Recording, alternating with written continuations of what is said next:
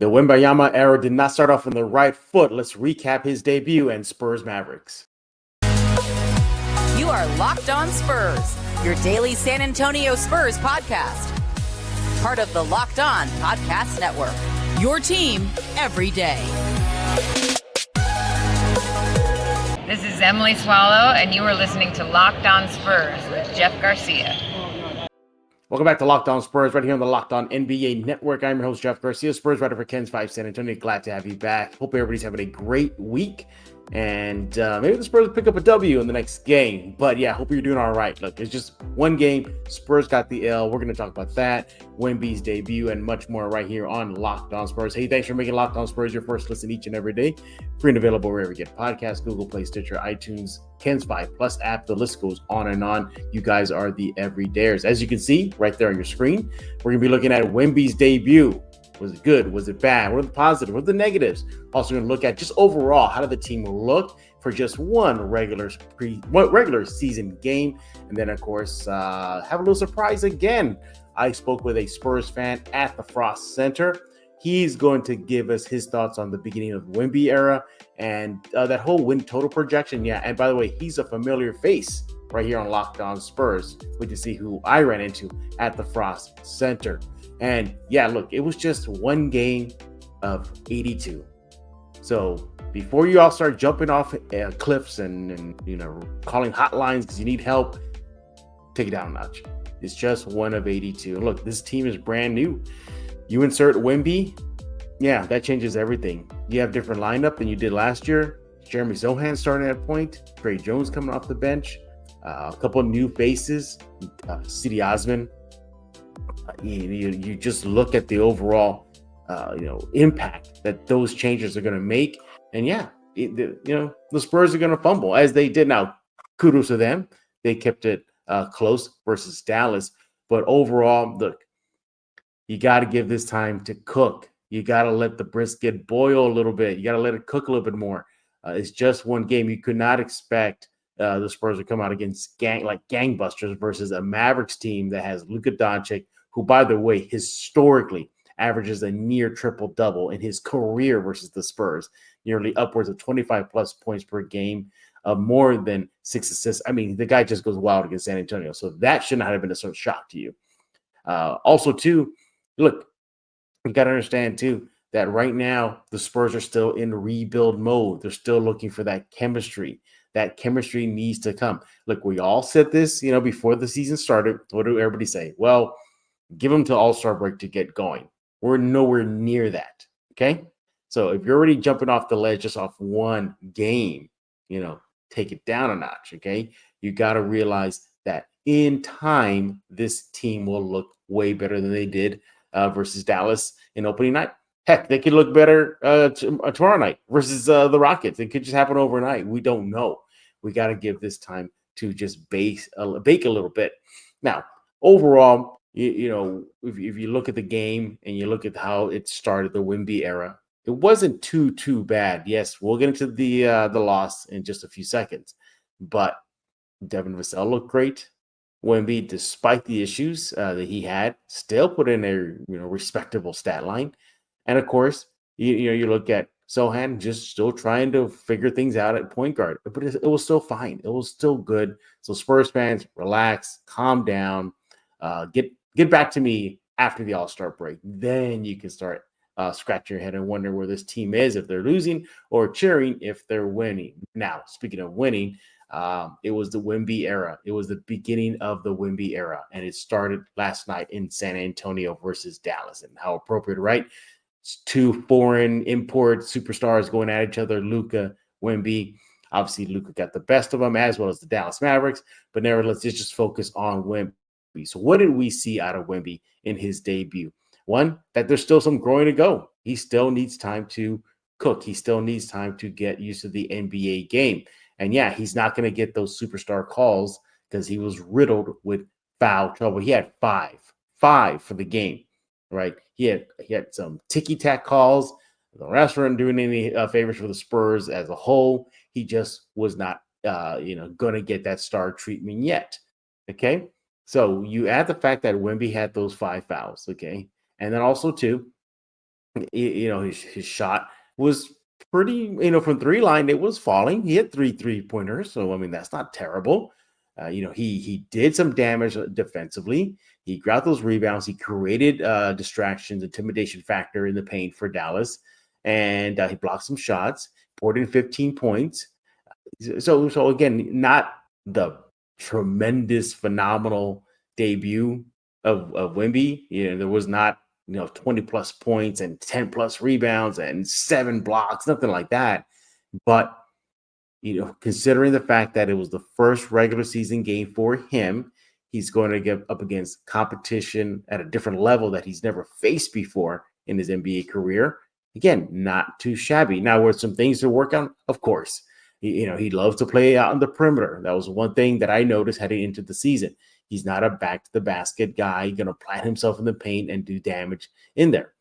You saw him a lot of times facing up to the basket from the 3 line, and at least he was making them. He made 3-pointers. Definitely likes to run, likes to get out on the break. You saw that a couple times versus the Mavericks. The moment the Mavericks missed a shot, Wemby was likely the first guy down the court asking for the ball, and the Spurs were trying to look for him. So, again, if you're looking for a tremendous stat line and this one just leapt off the page, no, it probably wasn't it. We look at it right now, as much he had 15 points. He went to those 5 fouls. That slowed him down. But he had 2 steals. He had, I think, 5 rebounds, 6 for 9 from the field. He did all that in 23 minutes of action. So, again, it was not, highlight worthy, or everybody's gonna be going crazy over oh no, he's legit, he's the guy. Give it time. Just like the Spurs and collectively this team still needing to develop, so does Wemby. The Spurs, his teammates are like in the spectrum, they're over here. He's just starting right here. So overall, I thought it was a solid debut. You know what it reminded me of? The summer league game, that first summer league game where everybody was kind of scratching their heads afterwards, like, that's Wemby, that was him. You looked at it, you're like, well, it wasn't terrible. It wasn't horrible. Would have anything, Wemby flashed what he can do, perhaps with bigger numbers down the road. If you really look at it, he did a little bit of everything. Blocked shots, check. Scored the basket, check. Had some dunks, check. Almost led the team back to a thrilling win late in the game. He had a dunk, he had a shot, he got the crowd pumped up, he started flexing on at the crowd. And so, it could have been a great story if he led this team back versus Dallas, but unfortunately it came up short. But again, he can knock down that 3. He hit the open perimeter shot. I mentioned the rebounds with 5 assists. He had a couple. So he's sprinkling things that he can do across the stat sheet. And that's what I liked about it. Sure, it wasn't one that made you just go and cheer and rejoice and get your championship river parade plans ready to go. If anything, right now, think about this, especially if you're in San Antonio. Right now, he's just Taco Cabana right now. Okay, eventually he's going to get to Rolando's Tacos. Okay, but he's at the Taco Cabana level right now of the spectrum. Eventually he'll get to the Rolandos. If you're in San Antonio, you know what I'm talking about. So, again, I liked everything I saw out of Wemby. It's unfortunate that those fouls really got to him. At least kept him out of the game. Now, personally, he says it didn't get to him. He said he was fighting through it, that he was trying to remain positive for his teammates. But visibly after the game, I was in the conference room with him, and he told the media there that it was unfortunate, but he was still fighting through it. But you could just see in his face that he wanted that win. And I like that X factor about it. He looked like he wanted that win. The first thing he said, like, well, yeah, that my first steps were good, but it could have been better if we got the win. So you can tell he's a competitor. You can tell that he didn't like starting his NBA career with an L. So hopefully things will change for Wemby and the Spurs. So it wasn't the greatest of starts for the Spurs, or at least for the Spurs rookie, but nevertheless, it was a good indication of his potential, what he can do. Look, he almost brought the team back, late in the game to take the W, but those fouls, it just really hampered what he can do. He got a quick 2 to start the game. And then after that, it was just downhill from there.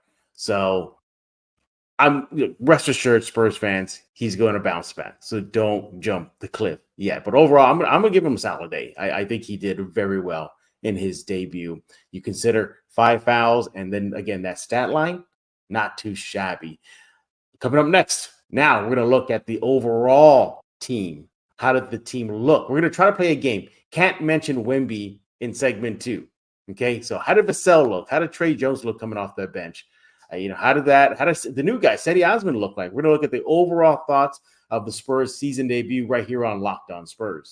How does free Thanksgiving sound? This year, Ibotta is here to give you cash back and help you make sure your Thanksgiving table is complete, because who wants turkey without the gravy? Starting November 1st, for the 4th year in a row, Ibotta is giving 100% cash back on your Thanksgiving feast. Just add the offers in the app to redeem for everything you need to make your Thanksgiving feast complete. All you have to do is shop your favorite retailers, upload your receipt, and you are good to go. Ibotta gives back on cash back on hundreds of grocery items, from produce to personal care to pantry goods, so you can make sure that you're beating inflation no matter what you are purchasing. You can also earn cash back on hundreds of online brands and retailers too, such as Macy's, Sephora, Lowe's, Best Buy, and more when you start with Ibotta. Look, I have Ibotta. You got to get it right now. Why do I like it? Because you get cash back, real cash back. You cash out to your bank account, PayPal, or gift cards. That'll give you those points that don't amount to much. You get real cash back with Ibotta. You got to download the Ibotta app right now.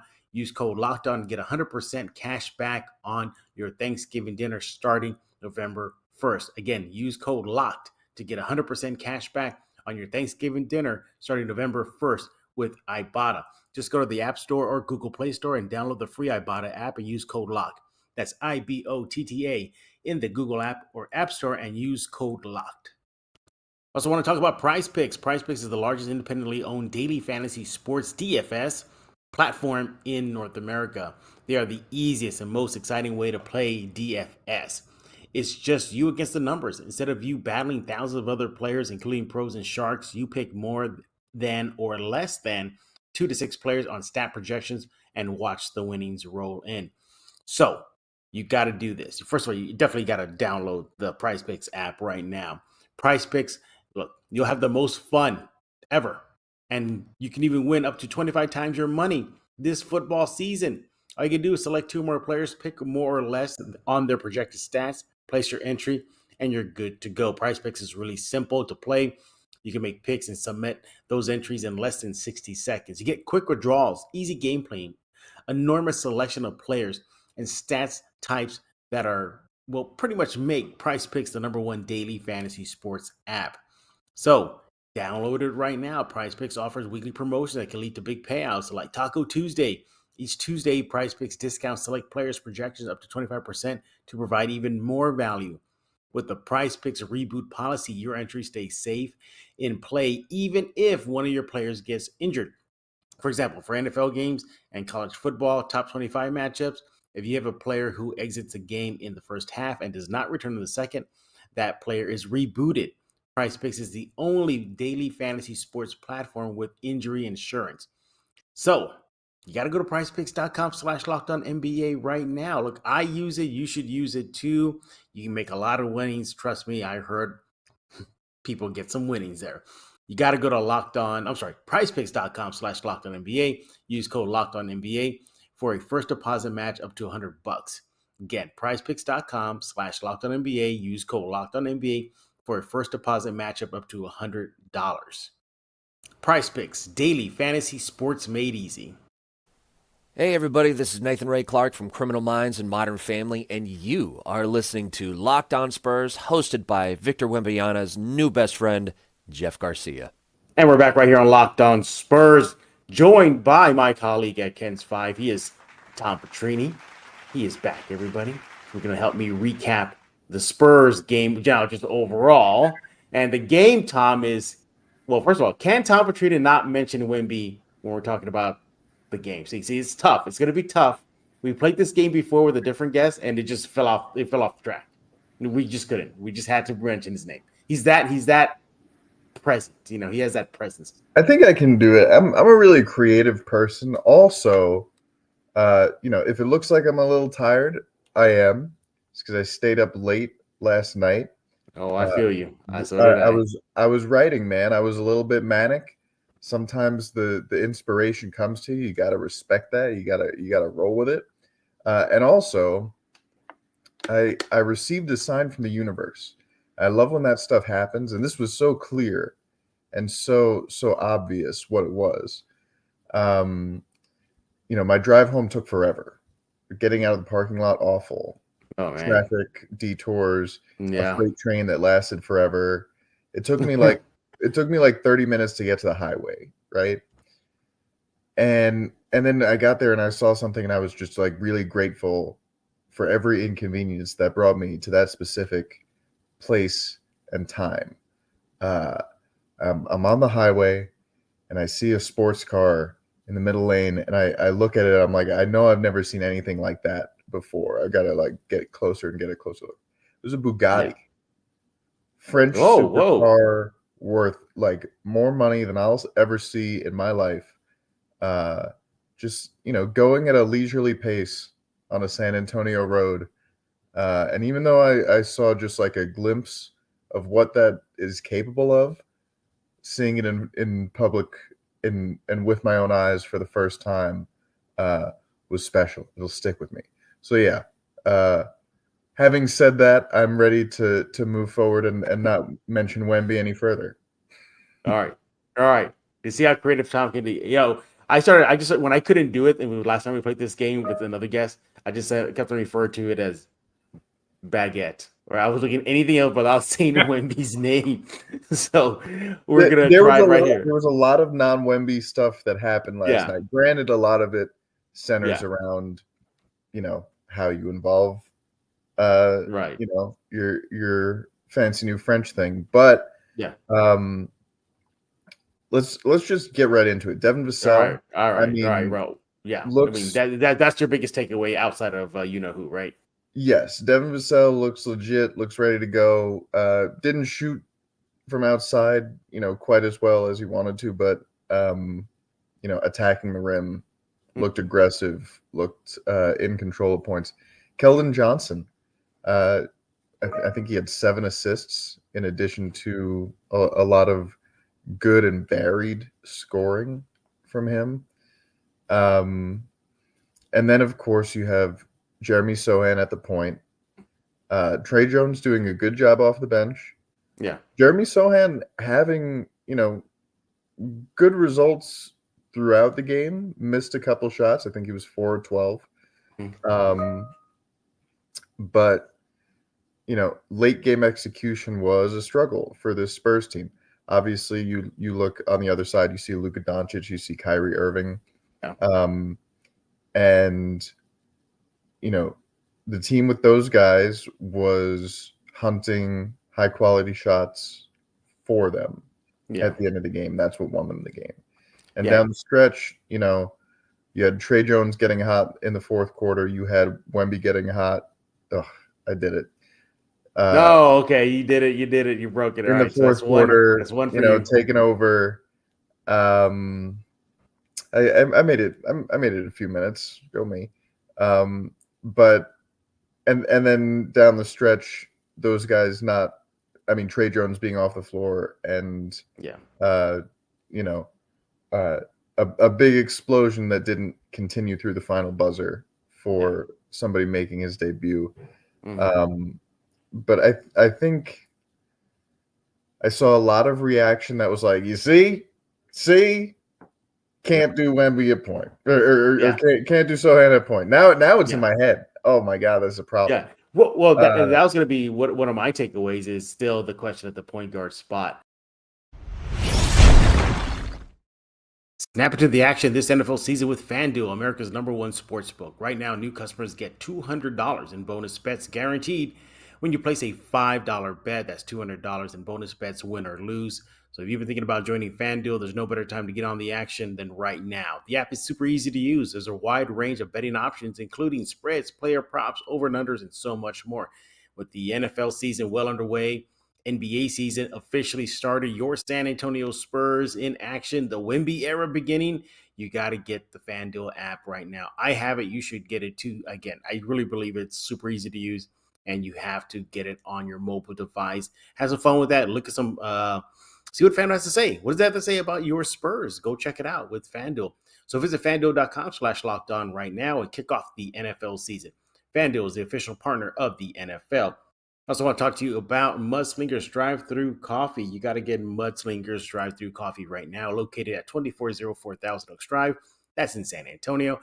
And you got to go there because you got to pick yourself up the Mudslinger, the signature drink. You got to get yourself the OG OJ. That is the Orange Julius, recreated only at Mudslingers Drive-Thru Coffee. They have the Alien. Look, you should know what that's about. Victor Wembanyama, yeah, that guy. They have a drink in honor of him. Full can of Red Bull, green apple, kiwi, mixed together, delicious. The Red Bull infused lightning bolt series. I can go on, and I will go on and on. The Sub-Zero in honor of UTSA's Frank Harris. They have it all at Mudslingers Drive-Thru Coffee. Open every day, 6 a.m. to 6 p.m. They're located in the 281-1604 area if you're in San Antonio. Over 300 five-star reviews, cannot be wrong. Everybody loves Mudslingers. The proud local sponsor of Locked On Spurs. They proudly serve the San Antonio community. They have dairy alternatives. They have mini donuts. The list goes on and on. Why wouldn't you not go to Mudslingers? That's the real question. Go there right now. They're very fan interactive. You can follow them on TikTok, Facebook, Instagram, X. The list goes on and on. You can find them at Mudslinger, SATX, all one word. Go there right now, San Antonio, 2404 Thousand Oaks Drive, 6 a.m. to 6 p.m. Open every single day. Go get yourself a good coffee only at Mudslingers Drive-Thru. Life is too short for a bland coffee. You mentioned perfectly, the late game situation, late game execution, Trey Jones's impact, and then of course when he came off the court, you saw the opposite side of that positive impact. So yeah. I think that could be something they're going to look at. That's like a very, I'm sure there are going to be people who look at it and they're like, all right, yeah, so and at the point can't work. This is why, yeah. And then. I don't think Greg Popovich is going to be one of those people, though. I think he's going to look at it and say, okay, yeah, we struggled to execute down the stretch. Let's break down the film. Let's see, where could we have gotten the ball to some guys in some dirtier areas? Where could we have made this pass a second sooner or dribble a second sooner? There was a play where one of San Antonio's important players, I forget his name, but he was in foul trouble in this game, and one of the fouls that he picked up, a couple of them were offensive fouls, a little softer. I think maybe he's adjusting to the less physical NBA. That might be a challenge for him. The lower physicality that's allowed,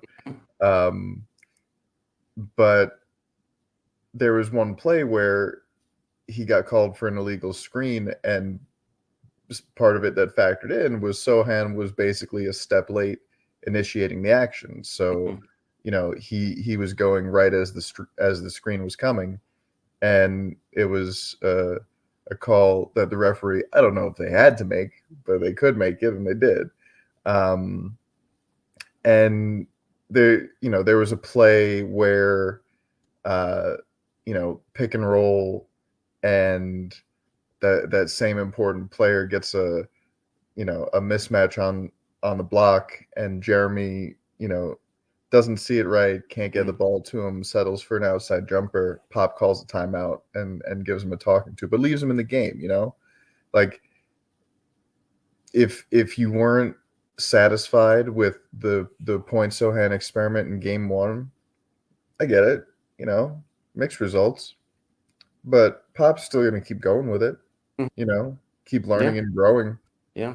I mean, just as much as there was like that negative towards the end, but there's positive. Look how the team started. I mean, that was another takeaway just overall. I mean, just went out like gangbusters. Now, that could have been just the hype, game one, and, they're all, hyped up. But 6 for 12 from the three line, 62% in the first, up 43 to 36 on the Dallas to close the first period. So there's something there. There's something there. First half, I think they shot like 38% from three. It was like 10 of 21, something like that. Yeah. And Sohan and Wemby were the two that had hit multiple. Yeah. So, not coming in, not a big strength for Sohan. Projected as 3-point shooting.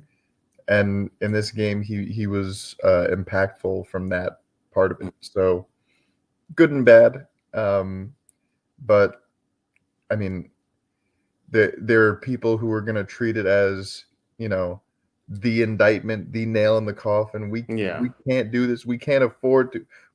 We need to have a true point guard on the floor at all times to maximize the new guy. And then there are other people who are like, yeah, that could have been better at the end. Let's do better at the end next time. And I think Greg Popovich is going to fall into the second camp. You mentioned Cedi Osman. Impactful man. We said it before the season.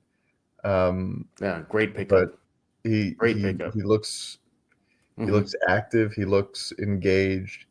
He looks impactful in a variety of areas in the game. And one of the first guys off the bench for Greg Popovich.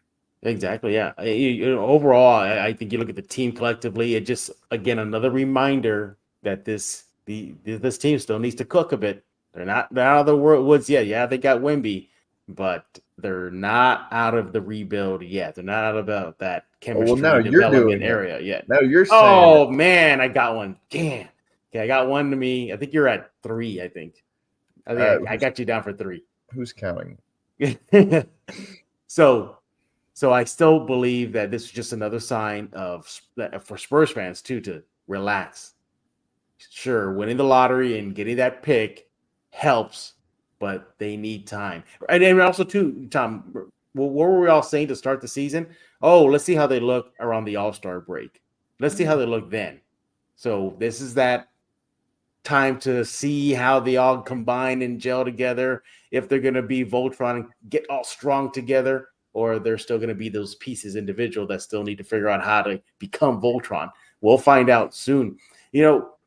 What I liked about too is just how the team handled the loss. You and I were in the conference room post game, and they were not flipping tables. They were not cussing. Vassell was, we're all good. We're all good. We're still learning. We'll try again next game. I almost did it. I got a swing check there. The number 1 pick. Where'd he go? What did he say? He goes, "We're already focused on the next game." So they handled the loss pretty well. And I mean, last year opening night, they host Charlotte, a team that was fighting them for the first pick in the draft. Yeah.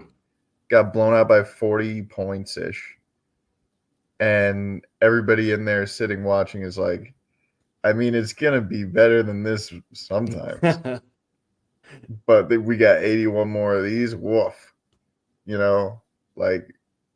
was the kind of thing where you're looking around after, you're like, oh God, is it going to be that bad this whole time? And it wasn't, but it was bad, right? Oh, in terms of winning basketball games and results. And I mean, just think about how thrilled you would have been last year to watch this team lead a team that is constructed like Dallas's for much of the game, and be right there with a chance to win it. Mm-hmm. It's a leap. It's a leap from where this team was last year, and they were surprisingly competitive in some games. The Spurs team, but I mean, you can just tell that it's different. Yeah, it's different. You different can now, feel it. And you can feel it. This is the least experienced that any of these players, including any rookies, ever will be individually, and then collectively as a unit. They're still just scratching the surface of the minutes that they're going to play together over the course of this season and their careers, hopefully. Yeah, that definitely was a common thread. From who to Vassell to Pop to everybody who spoke was, look, this is just one of 82. They'll get there. And then you saw the inexperience, as you mentioned towards the end of the game. Luca knew how to get those ticky-tack fouls. He's been doing it for a long time. He did it again, and he went to the free throw line. Kyrie Irving, he came alive. towards the end, hit a key three, and then just historically, Luca just wrecked San Antonio. Nobody should have been Luca was surprised. fantastic. Just a 30-point triple dub. I mean, that's just and phenomenal. it looked so easy for him. Like It from where I does. was sitting, I'm watching him go, and it almost looked like he was cruising at points. It was like he's driving down the lane, and it looked like he had so much space to do whatever he wanted. That he was maybe thinking too much about it. Like he could have had 50 points last night if he wasn't in such a distributing mood. Yeah. He watching a player that caliber in person is always a treat. Even if he's kicking your team's butt, you're like, damn. Yeah. And after the game, he was like, yo, that Wemby guy. Yeah. I didn't say, he said it. But I really you appreciate, okay, this is the best competition that the rookies ever played against. Yeah. And that was something I kind of asked him about, was the adjustment on defense, right? Like, how do you stick with it? And he was basically like, sometimes you're going to play really good defense individually as a team, and a great player is going to hit a great shot. Yeah. And you just kind of got to roll with it. And there were times last night where the Spurs defense looked great. It did. Also moments that reminded you that this is a young team with a lot that they still have to figure out. And those are the moments that prevailed results wise. Yeah. I mean, you would have had 12 turnovers. 1 of 82. I don't want to see sad, freaked out overreactions about a team that won 22 games last year, not winning the. Come on, guys. Yeah, and then as Pop mentioned, and you just look at the stat sheet, 12 turnovers in that third quarter. It was something ridiculous. They had just turning the ball over. It got sloppy. It got really sloppy. Part of that was offensive fouls, but there were also live ball turnovers. And I think new guy had 5. So that's something he needs to clean up as well. Yeah, and you saw that even from the summer league to the preseason, that he tends to turn the ball over quite a bit. So hopefully they'll clean that up. But they get a quick shot at fixing things. They got Houston tomorrow night at the. I'm going to say the what's the other? I'm going to say this. Show my age. I'm going to say the SBC Center. No, the Frost Bank Center. Way back. Going way back, yeah. So hopefully the Spurs get back on track, get who that first win, and then collectively the team get the first win of the season. Overall, what would you give the grade for the Spurs season debut? I'm going to say B. Yeah, B plus. I'm right there with you. Atmosphere wise, that elevates it to the B plus. Yeah. The game itself, the team, I'm giving a B. Spurs fans, A plus, man. They came out, dude. It was so loud in there. Place was rocking. That was so loud. Fun. And there were times last year where the place was rocking too. Don't get me wrong. I was in there on the nights where there were more empty seats and less. But it felt different. It did. They pulled up to the media parking lot 2.5 hours before tip. Usually, I would park in the third row of cars. And I was in the 8th or 9th or 10th row. Wow. I had to make a parking spot. I had to make a makeshift. Yeah, I said, that's close enough. We're gonna need a bigger parking lot, man. Yeah. It's big time. I think there were. I heard from one of our friends that there were about 200 press credentials. Wow. Issued for last night's game, and the amount of games I went to last year, where it was me and 7 other people in the media workroom. It's crazy. Yeah. They added an extra table in the media workroom. There's now a new extra table in there, and it was used. It is packed in there, man. Yeah. And I say welcome to all of our new friends. Welcome back to all of our old friends who are back. fans and media alike. But yeah, man, people parachuting in from national outlets to our little city, man, is cool. Yeah, I commented to our colleague Casey Vieira, who was there with us last night. I said, Casey, when was the last time you saw that here at the I was at AT&T, Frostbank Center? And I was pointing to the NBA TV table, the ESPN table and crew on the sidelines. I go, that I haven't seen just that scene in quite some time. That is the who effect right there in action. I'm there with you, Tom. I'm gonna give him like a B. Despite the loss, a lot of positive. You can see this team is gonna project and upwards as the season goes on. But he is Tom Petrini. Make sure to follow him on Twitter at RealTomPetrini. His recap from Spurs Mavericks Game 1 is live right now. Go to KensFi.com/Spurs.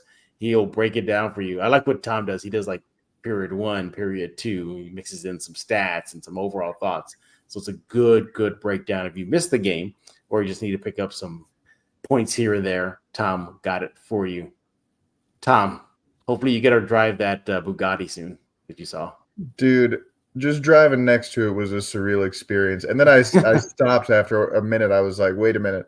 I'm risking the most I could set a record for the most expensive sneeze ever recorded here. Got that recap up, and I'm telling you that was a sign from the universe that inspired me to write early into the morning here. Yeah. So that story that's more of a behind the scenes personal weirdness. I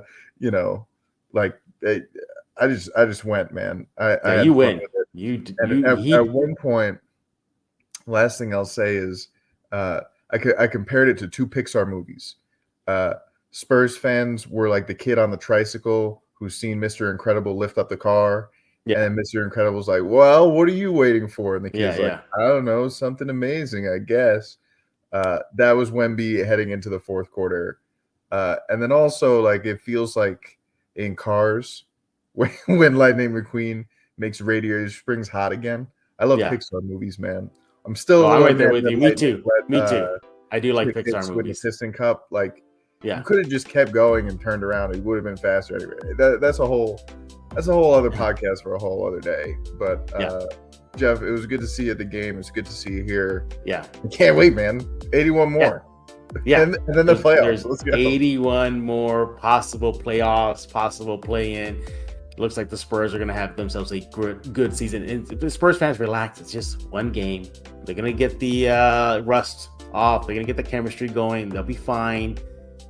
They'll be tested, as they got to see it firsthand versus Luca, Kyrie, and the Mavericks, and they'll be tested again. But that's all part of this current rebuild. Yes, rebuild. They're still working through things. And hopefully they'll come to the day. I see this team, every season just like spiking, trending up. Let's just say they get 35, 36, 37 this year. Then next season, up. It's going up. Don't worry, everybody. It's going up. You're going to be fine. Coming up next, we're going to bring in a special segment. Recorded a chat with a Spurs fan at the Frost. He's a familiar face here on Locked On Spurs. Brandon Medina, the fantasy god himself. I ran into him, Tom, as he was in the middle of getting a beer, and pulled him off to the side and said, likely place for him. I said, you're going to come on the final segment of tomorrow's Locked On Spurs. And by the way, everybody, yes, he gives me the business for interrupting his beer time. You'll see it coming up next right here on Locked On Spurs. Hey, this is Chris Sabat, and you're listening to Locked On Spurs with Jeff Garcia. All right here, segment number 3. You've been waiting for it. We've been teasing it all in segment 1 and segment 2. We are live. We're recorded live at the Frostbank Center. It is Wemby time. Yes, it's official. The era's begun. We're going to talk with a fan, but not just any fan. The one, the only.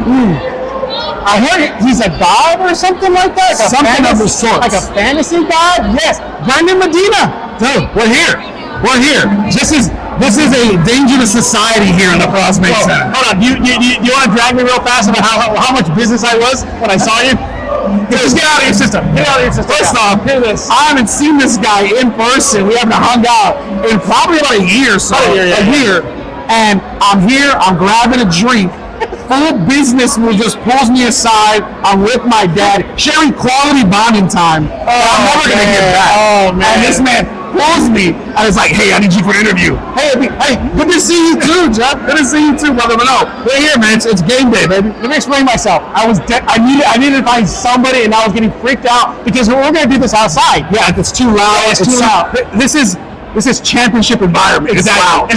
That's a great segue. Yeah. By the way, everybody, make sure to follow him on Twitter at Big Poppy Brandon DMM. Right. Brandon M. Make sure you do that right now. All right. So as mentioned, okay, recorded live at the Frost. Opening night, Wemby era. We know the X's, we know the O's, we know about Wemby. What are you feeling as you're walking through the Frost? There has not been this excitement since 2012, 2013, 2014. The full era of championship runs. You're seeing more Wemby jerseys than you are Parker jerseys, than you are Ginobili jerseys. The Duncan to Wemby ratio is very, very close here. There's a lot of people who, my dad doesn't wear jerseys, and he has a jersey of himself. I want a jersey. When you and I talked the very first time, I told you, I don't buy jerseys unless you're a Hall of Famer. I already bought a Wemby jersey. So you're already projecting. We're here. That's what I'm telling you. People are excited.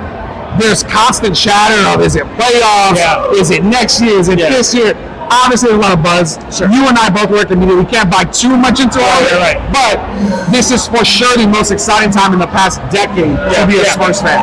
But I'm at the point now with Wemby, he needs to walk the walk now. Yes. Okay, that's where I'm at right now. I know the preseason. We saw a little bit. Now I need to see him walk the walk. But I got to ask you, do you think he will walk that walk? 100%. I have no doubts. I've already placed many player props on Wemby tonight. The fantasy guys. Many bets are in today on Wemby. I truly believe you're going to see something very similar. Golden State, he showed it. Houston, he showed it. He's shown flashes throughout, and that's without playing a full game minutes, right? You're playing 13 or 19 minutes. I truly think he makes a difference here. We'll see. We know Luca's in into Dallas is going to be a fun environment. The Texas rivalry. Obviously, Mavs fans are rolling from the Rangers victory. They're excited. Man. So I do think this is going to be one of the most critical moments. Bleacher Report's pushing it out, as you guys know. ESPN's pushing it out. They're booking Wemby to be the next, almost LeBron beyond witnesses type of thing. Exactly. And so I believe he's going to walk the walk. Exactly what we're expecting as Spurs fans. And I do think you're going to be seeing something. The city and the NBA world is going to be lit on fire after the night. As mentioned, we're in the Frost right now. Can you describe to everybody the vibe? We have the music playing. We got just the vibe here. I will say this: one thing you don't see at any Spurs game, you got people doing face painting. You got balloon arches everywhere. You have new statues. You have new booths, new beverages, new menus. Everything is new. Everything is customized to tonight. New merchandise. They have areas of merchandise that it looks like there's a concert. There's merch tents set up outside. You have the bootleggers selling shirts. You have it all. This is the Southwest military guys. They got it here. The honking already down. The AT&T Parkway. So this is truly an incredible vibe. If you're not here, find a way to get to a Spurs game this season, because I think this vibe is going to be lasting for a long time. You know what? One thing I saw in the arena that I haven't seen in a while, an NBA TV desk set up on the court. What's it? ESPN here. I've seen a lot of people who run ESPN polos and stuff. Exactly. It is buzzing. When I walked in, I felt it immediately. Energy. Last season, you didn't feel this at all. I'll tell you this: I came to 2 of the preseason games. Both of those games were more exciting, and the vibe was at a much higher level than any regular season game I came to last. Did you see how many fans were crowding the tunnel? It was crazy. As Wemby came in through, and it erupted. I thought the game started. You cannot go to a merch store without a line. And that's preseason. That's now, and that's going to be throughout the year. This is the South Side Disneyland. I know this is the South of America. The East Side. This is the South of America Disneyland right now. This is the place to be. Okay, I'm going to ask you a quick question. Is the Frost Bank Center going to be the house that Wemby built? That's a great question. Me and my dad were just talking about it coming in. I don't know. Do you know? I'll answer right now. Do you know the AT&T pulled out before they knew Wemby was going to be here? Because if they did, they missed out on a massive opportunity. If they did, they did miss out. I will say this. It is a match made in heaven. Bank, local. Wemby, now local. To build something special together would be a San Antonio cherished memory. I do think this is the house that Wemby will build. Yeah, I think, truly, one person that we don't mention enough, I think Devin Vassell takes a step to another level. And I think you look at Jeremy Sohan, you look at Zach Collins, who looks incredible. KJ's still there. I do think Wemby is going to be the pinnacle of the Spurs team, but if you can keep these guys together, you have the makings of a very special franchise for years to come. I also got penciled in Sohan is taking a big leap too. 100%. Yeah, I got Sohan. I know you're here with your dad. I don't want to keep up too much of your time. Game time is right around the corner. Your thoughts on just the overall season? What do you think? Give me your win total right now. You are a fantasy guy. Yeah, I am. This is your territory. Right. We know Vegas is about 28, 29? 28, 29, something like that. Well, what is the Brandon Medina win total? I think if you're looking for the hard answer, it's different from the mind answer. Right? The heart wants what the heart wants. Truly, in my mind, I'm going to go and say 36 games seems very doable to me with this team. Only because what did we have last year? We didn't have much, but you truly meant to lose those games. Yeah. There were a lot of cities that maybe shouldn't happen. I think if you're looking to win 35 to 36 games, I think you pencil that in and you should be safe. So basically, the fantasy god is saying bet the over. Bet the over on the win total. For sure. Bet the over from the fantasy god himself. I'm gonna let him go because Dad, they gotta spend Dad time. I gotta make it up for him for the way I was so much business. I was way too much business right now. You get the business Jeff Garcia. Oh, no. You don't follow me at Big Papi Brandon in, we might show you a different, maybe inebriated Jeff Garcia. Who knows? There's a beer behind. There's beers waiting for this man. Rock and Brews is next to us. The vibes are immaculate. Jeff Garcia is the best in the game. Make sure to follow Brandon on Twitter or X as he gave you his name. And well, thank you for making Locked On Spurs your first listen each and every day. Free and available wherever you get podcasts, Google Play Center, iTunes, 10-5 Plus app, YouTube. The list goes on and on. We'll be back tomorrow, right, for Houston Spurs.